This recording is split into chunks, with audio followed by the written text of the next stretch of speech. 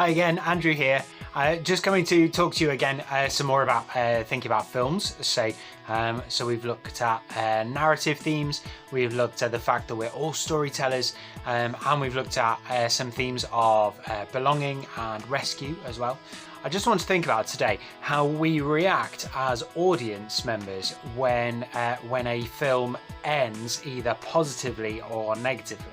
If a story ends a particular way, that makes us feel something, and I think there's a biblical reason for that. So I just want to explore that with you and kind of show you why that might be.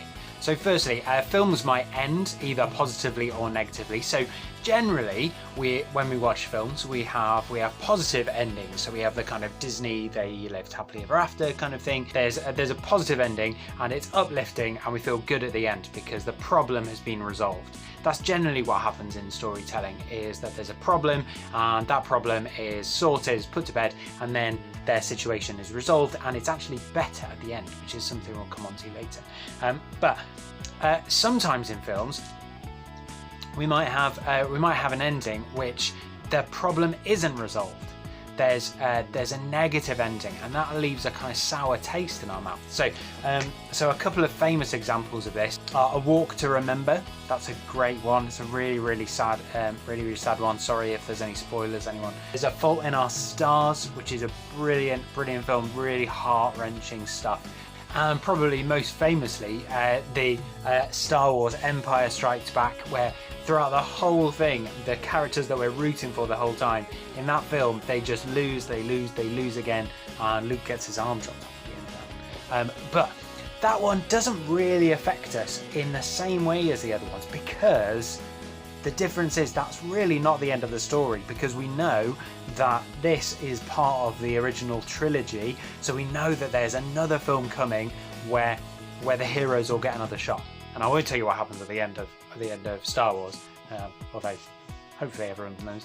These films that don't end positively leave a really sour taste in our mouth and make us feel down and sad and empty, because maybe the criminal has got away with it, or maybe death has had the last word, or maybe justice hasn't been done at the end, and that leaves us feeling really empty and lost. That's because the Bible says that God's put eternity on our hearts. We long for the world that God created in the first place.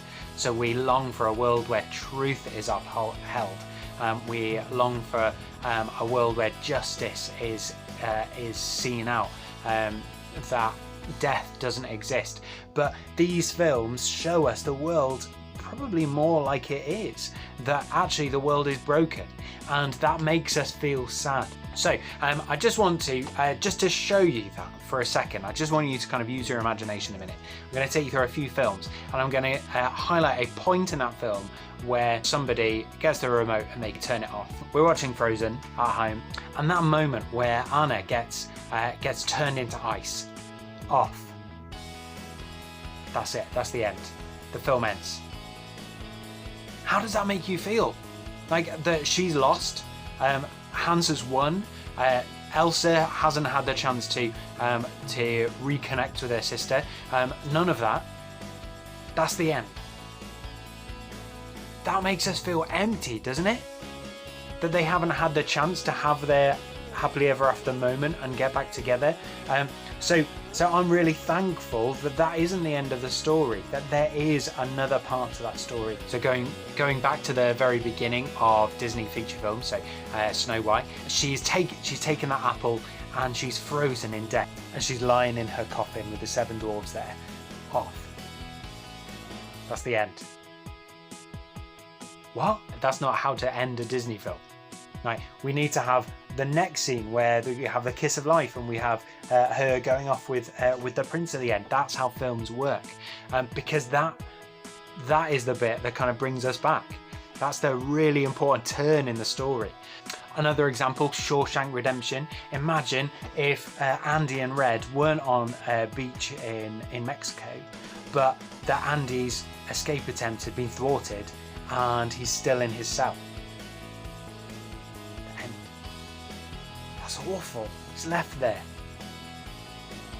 I'm so thankful that there's the other part of the story, the ending where he does get out and he does find redemption. And finally, what if Harry Potter had actually died? That was the end for Harry Potter. He died. Voldemort wins. The end. That's awful, isn't it? Because we're desperate for good to win. We're absolutely desperate, and that's not something that is trained into us. That's something that is deeply written in our hearts. We have eternity set on our hearts, and we're desperate for good to win.